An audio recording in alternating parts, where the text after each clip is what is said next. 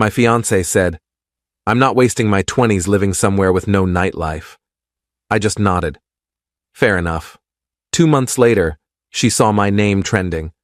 The startup I moved to that dead city for had just gone public. Her message started with, "Can we talk?" But the real shock came when I'm Jake, 29 years old, and up until 8 months ago, I was engaged to someone I thought was my forever person. Her name's Emily. We'd been together for 4 years, engaged for 1. We met through mutual friends in San Francisco, both of us working in tech, both of us grinding at mid-level positions, both of us dreaming about making it big someday. The issue started about a year ago when I got approached by a recruiter. Small startup, early stage, but the opportunity was insane. They were offering me a senior engineering role with serious equity, like 0.8% of the company. The catch? They were based in Austin, Texas. Not exactly a dead city, but Emily had a very specific vision of what her 20s should look like, and Austin wasn't it. I remember the night I told her about the offer. We were in our tiny one-bedroom apartment in the Mission District, eating Thai takeout on our second-hand couch. I'd been sitting on the news for 2 days, trying to figure out how to bring it up. "So I got contacted about a job opportunity," I said, keeping my tone casual. She looked up from her pad thai. "Yeah? Another recruiter trying to poach you?" "Kind of. It's a startup. Really early stage, but the role is incredible. They want me to lead the entire back-end infrastructure." "That sounds amazing." She smiled. "What's the company?" "It's called Apex Analytics. They're doing AI-driven data processing for enterprise clients. The tech is legitimately revolutionary. I've looked at their patents and their initial product demos. But here's the thing. They're based in Austin."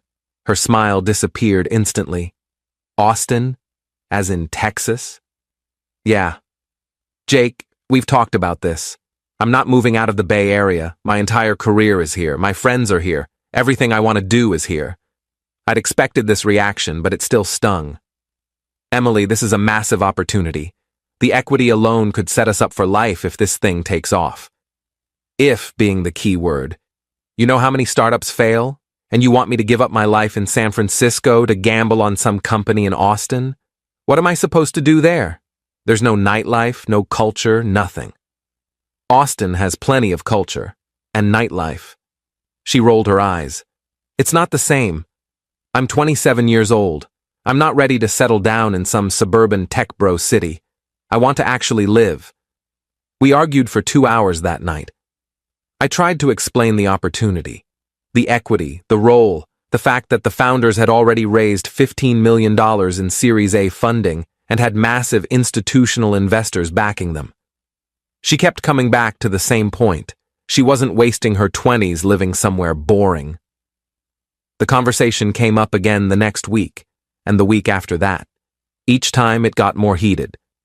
Finally, about a month after the initial offer, we were sitting in a coffee shop near her office when she gave me an ultimatum. "Jake, I love you, but if you take this job, I'm not coming with you.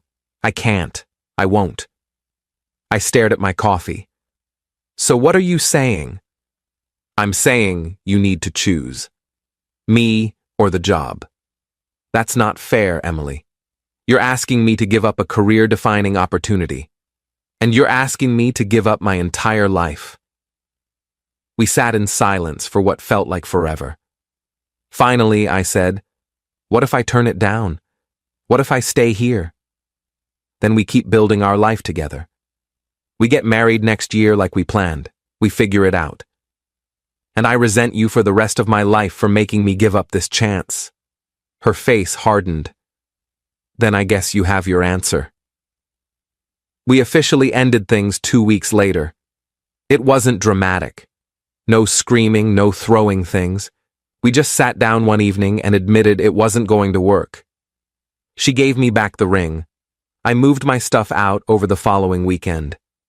By mid-March, I was on a flight to Austin with 2 suitcases and a job offer that terrified and excited me in equal measure. The first month in Austin was brutal. I didn't know anyone. I was working 80-hour weeks trying to build out the infrastructure for Apex Analytics. I lived in a bare-bones apartment with no furniture except a mattress on the floor and a desk I'd bought from IKEA. I ate tacos from food trucks for most meals because I was too exhausted to cook. Every night I questioned whether I'd made the right choice, but the work was incredible. The team was small, only 12 people when I joined, but everyone was brilliant. The founders, David and Priya, had this vision that was so clear, so ambitious, that you couldn't help but believe in it. We were building something that could legitimately change how enterprises handle data processing. And my equity package? If things went well, it could be worth something real. I didn't talk to Emily for the first 2 months. She'd unfollowed me on social media, and I'd done the same. It was easier that way. But I thought about her constantly. I wondered if she was dating anyone new, if she regretted how things ended, if she ever thought about me. Around month 3, things started clicking at work. We landed our first major client, a Fortune 500 company that signed a $2 million annual contract. Then another, then another. By June, we were processing over 50 billion data points per day. David started talking about going public earlier than expected. The board was pushing for it. The market conditions were right. I still didn't reach out to Emily. Part of me wanted to. Part of me wanted to tell her that I was doing okay, that Austin wasn't the wasteland she'd imagined, that I was actually happy. But I didn't. I figured she'd moved on, and maybe I needed to as well. Update 1. In August, David called an all-hands meeting. The entire company, which had grown to 40 people by then, crammed into our office space. He and Priya stood at the front, and you could tell from their faces that something big was happening. "We're going public," David announced. "The IPO is scheduled for October 15th. We've priced the shares at $24, and early projections show we could open significantly higher." The room erupted. People were hugging, crying, losing their minds. I just sat there, doing the math in my head. I owned 0.8% of the company. If we went public at the valuation the bankers were projecting, my shares would be worth roughly $8 million on paper. Even after lockup periods and taxes, I was looking at life-changing money. I called my parents that night. My mom cried. My dad kept saying, "I'm so proud of you, son." It felt surreal. 6 months ago, I'd been sleeping on a mattress on the floor, questioning everything. Now I was potentially looking at generational wealth. The weeks leading up to the IPO were insane. Press coverage, interviews, photo shoots. The company's name was everywhere. Tech blogs, financial news, even mainstream media. And because I was one of the early employees and led a critical part of the infrastructure, my name came up in several articles. Not prominently, but enough that people who knew me would see it. October 15th arrived. I woke up at 5 a.m., too nervous to sleep. The market opened at 6:30 a.m. Pacific time. I watched from my apartment as our stock ticker appeared on the NASDAQ screen. We'd priced at $24. Within the first hour of trading, we hit $41. By the end of the day, we closed at $38.50. I sat on my couch, staring at my brokerage account. On paper, I was worth just over $12 million. It wasn't liquid yet. I couldn't touch most of it for 6 months due to lockup agreements. But it was real. My phone was blowing up with messages from friends, former coworkers, people I hadn't talked to in years. Everyone wanted to congratulate me. Emily's message came through around 8 p.m. that night. "Hey Jake, I saw the news about Apex. Congratulations. That's incredible. Can we talk?" I stared at the message for a solid 10 minutes. Part of me wanted to ignore it. Part of me wanted to respond immediately. I settled on waiting until the next morning. I replied, "Thanks. Sure, we can talk. What's up?" Her response came within minutes. "Can I call you?" We talked that night. It was awkward at first. Long pauses, stilted conversation, but eventually she got to the point. "I made a mistake," she said. "I shouldn't have given you that ultimatum." I was scared of change, and I was selfish. I've been thinking about it a lot, and I miss you, Jake. I miss us. I didn't say anything. I know the timing of this looks bad, she continued. I know you probably think I'm only reaching out because of the IPO, but I've been thinking about this for months. I just didn't know how to reach out, and when I saw the news, it felt like a sign. A sign, I repeated, my voice flat. I know how that sounds, but I mean it. I've dated a couple people since we broke up, and none of them were right. I kept comparing them to you, and I realized that I let the best thing in my life go because I was too stubborn to take a risk. Emily, it's been 8 months. I know, and I'm not asking you to take me back right now. I want to see you, to talk in person. I'm willing to fly to Austin. I just want a chance to explain. Update 2. I didn't respond to her request right away. I needed time to think. The truth was, hearing her voice again stirred up feelings I thought I'd buried. I'd loved her. I'd wanted to marry her, and some part of me, despite everything, still cared about her. But I wasn't stupid. The timing was suspicious as hell. She'd had 8 months to reach out. She could have called after 1 month, or 3, or 6. But she waited until my name was trending alongside a company valued at over $1 billion. I talked to my friend Marcus about it. He'd moved to Austin around the same time I did and worked at a different startup. We grabbed beers one night, and I laid the whole situation out for him. Man, don't do it, he said immediately. She's 100% coming back because of the money. You don't know that. Jake, come on, you're smarter than this. She dumped you because you were moving to what she called a dead city. Now that city turned you into a multimillionaire, and suddenly she's had some grand epiphany about how much she misses you? That's not a coincidence. Maybe she's being genuine. Maybe she really did realize she made a mistake. Marcus gave me a look. And maybe I'm going to win the lottery tomorrow. Listen, if you want to hear her out, that's your call. But go in with your eyes open. Don't let nostalgia cloud your judgment. I thought about it for another week.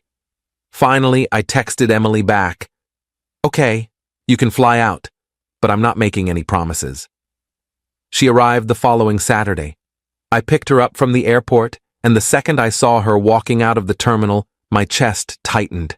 She looked exactly the same long brown hair, same smile, same way of walking. We hugged awkwardly, and I drove us to a coffee shop downtown.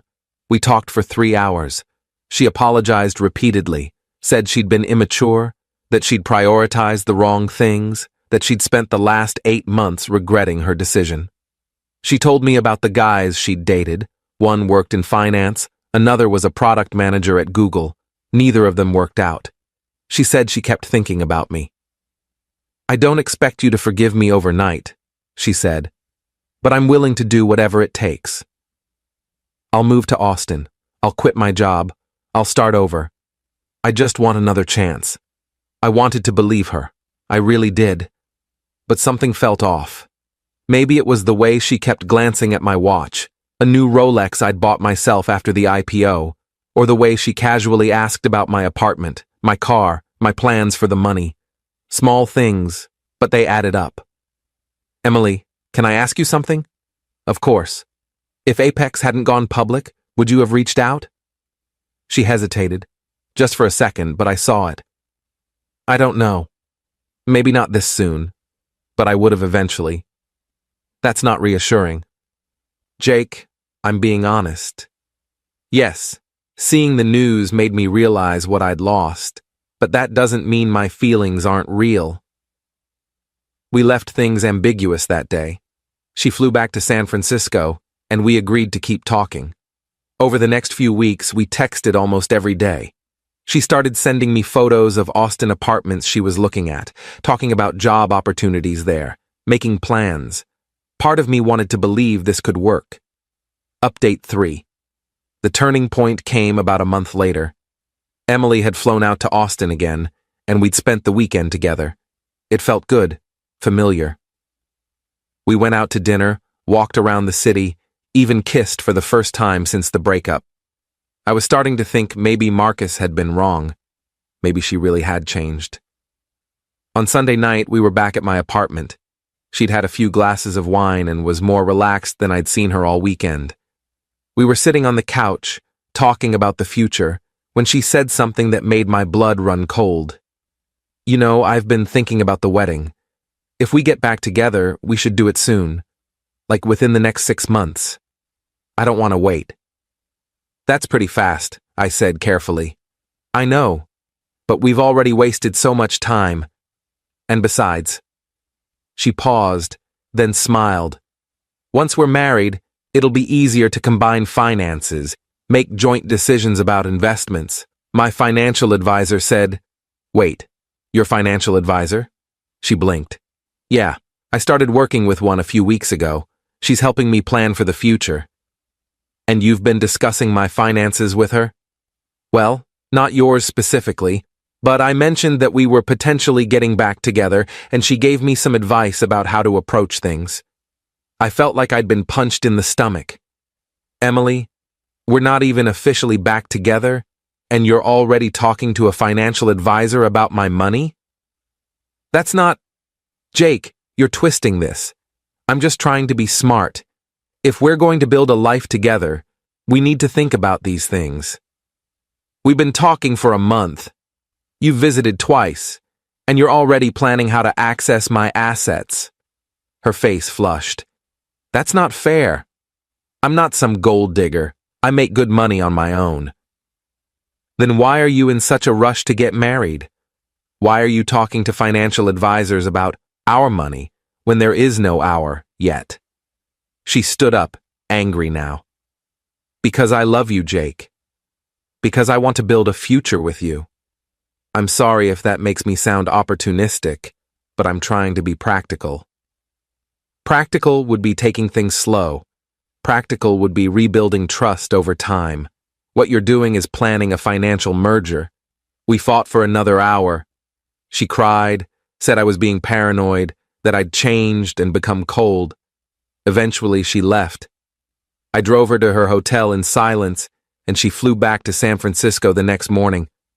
I didn't hear from her for 2 days. Then I got a long text message. It was partially an apology, partially a justification, but the key line was this. I think we want different things right now.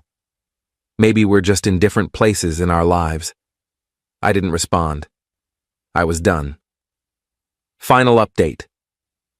It's been 4 months since that last conversation. Emily texted me once around the holidays, a generic Merry Christmas message. I replied with the same and left it at that. I heard through mutual friends that she's dating someone new, a guy who works at a hedge fund in San Francisco. Good for her. As for me, I'm doing great. The lockup period on my shares ended, and I've started selling them in tranches. After taxes, I'm sitting on about $7 million liquid. I bought a house in Austin, invested a chunk of the money, and I'm taking my time figuring out what's next. I'm still at Apex, but I've transitioned to a less intense role. I'm traveling more, seeing friends, living the life I want. The weird part is that I don't feel angry at Emily anymore. I did for a while, but now I just feel relieved. Relieved that I saw who she really was before making a huge mistake. Relieved that I trusted my gut and moved to Austin. Relieved that I didn't let nostalgia or loneliness cloud my judgment. Someone asked me recently if I regret how things ended with her. Honestly, number. She showed me exactly who she was when she gave me that ultimatum, and she showed me again when she came back only after the money appeared. I'm grateful for both lessons. Edit 1. For anyone wondering, yes, I'm dating again. Nothing serious yet, but I'm in no rush. Turns out Austin has a pretty solid dating scene. Who knew? Edit 2. A few people have asked about the other early employees at Apex. Most of us are still there, though a couple have left to start their own companies. The culture's still great, and we're all doing well financially. It's wild to think about how different my life would be if I'd stayed in San Francisco. Edit 3. Emily's friend reached out to me a few weeks ago saying Emily wanted to clear the air and talk again. I politely declined. Some doors are better left closed.